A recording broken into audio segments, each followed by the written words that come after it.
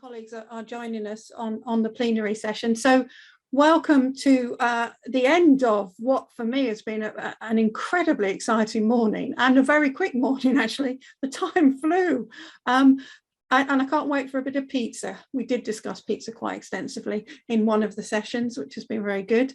We're really keen to get your comments, questions, thoughts on today. We will be sending around an evaluation form inevitably. But as always, we're very, very keen to understand what you as participants at our events want to get out of our events, and what other topics you might like to see us speaking about. But I'm going to hand over to the conference co-chairs now, Stylianos and Alan, and I'll leave it to them.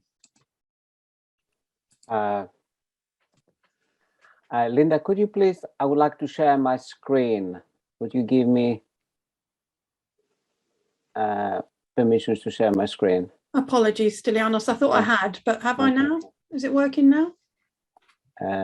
Yes, it has. Thank you. Right, and I have just a single slide. I think we've seen enough slides today, so I'm not going to bombard you anymore.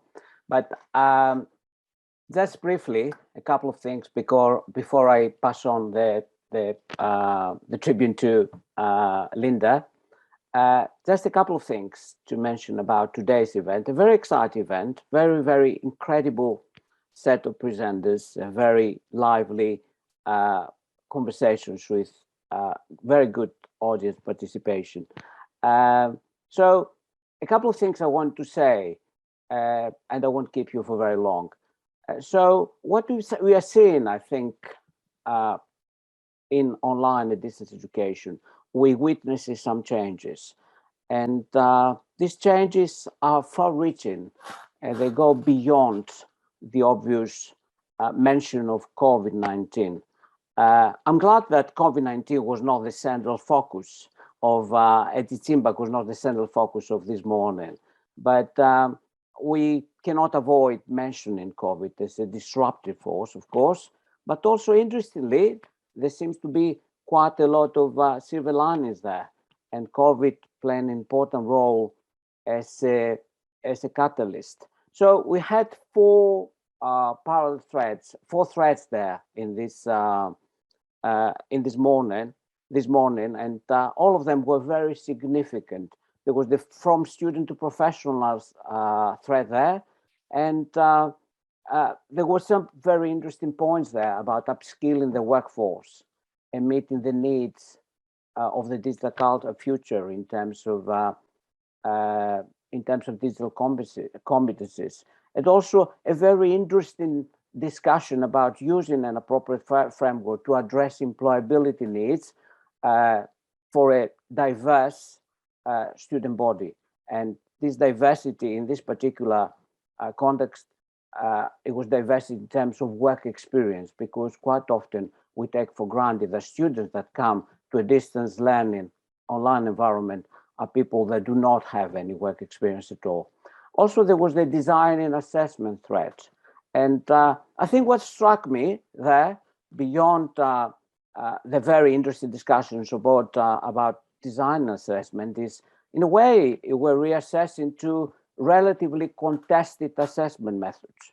And I'm referring to exams that quite a lot of academics have a negative opinion about. And I'm talking about automated questions as well, that can be quite contested as a low-level format of assessment in relation to other more exciting approaches like peer learning or group learning or things like that. The third thread was about responding to learner needs.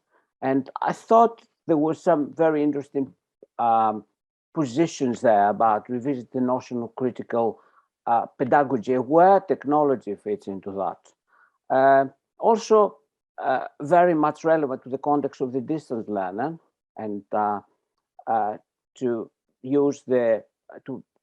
paraphrase the solitude of the distance and online learning, is some approaches to support the key stages of the student journey. And quite often but particularly in a postgraduate kind of context, a key stage of the student learning is dissertations. So any tools that support towards direction are very important. And finally, there was the thread about the student experiences online.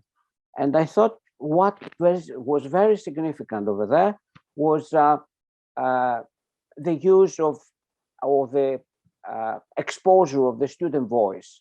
And it was not a box ticking exercise.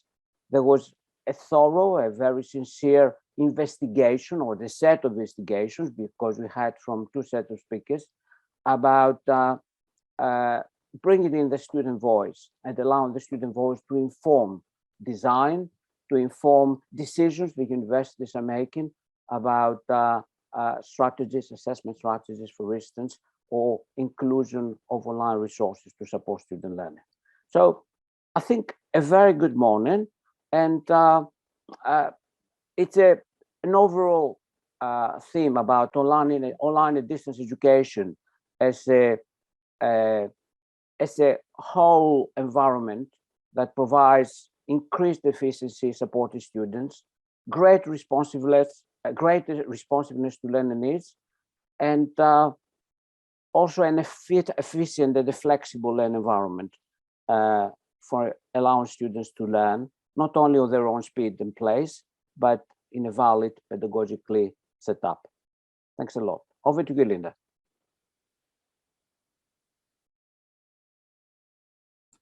Thank you, Stylianos. That was a really, really helpful kind of summary of things, very useful. And I think you've really captured a lot that was there. What I found that the events I was in, or the talks I was in, really challenged me, pushed my perceptions, and that was a very exciting experience. And that's, interestingly, in this unpleasant experience of being in a Zoom meeting without having voice, only having text to respond to. So it's interesting to see how we're developing. There's a question from Jane. Do you think the RIDE conference will be in person? And as Jane points out, the networking opportunities, absolutely.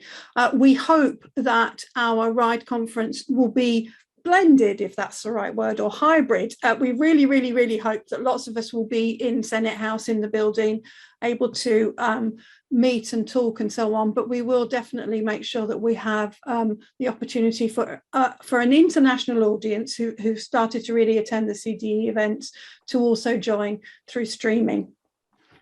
So I'd like to close this event by, of course, thanking the presenters and the chairs and all in the audience, because there has been some tremendous interaction there. So thank you very much. It's been a really rich and complex and stretching conversation, I think, in a number of the sessions. But what is clear is that supporting student success is an emotive subject that we are all very committed to. And I am pleased that this series of supporting student success events that we have every year is beginning to really bring together practitioners where the student is central to understanding what we need to do. So I'm going to stop, but I just want to, of course, acknowledge the significant amount of work of the conference committee and the organising team. Stylianos, Alan, Daksha, Claire, Matt, who has been fantastic in terms of technical support as well as pedagogical support, and Mark, the administrator, who's not with us here today, and he's been very helpful at sorting this out. And then Stephen and Julie, who do our web and social media outputs. So thank you very much. There's a comment from Jen in the chat, which is very nice. Efficiency, good. I'm glad it was efficient. Good, yes, and you can share resources very, very well. So thanks all, and welcome to a Centre for Distance Education event if you've not been here before, and if you're a new CDE fellow, a very warm welcome, as well as thanks to all our continuing fellows. So thank you very much. I'll end it now, and just to say we will let you know when everything is on the website, all the videos, the slides, the reports, etc. We do a lot of work with the content that we then put up. Thank you for your nice thank yous.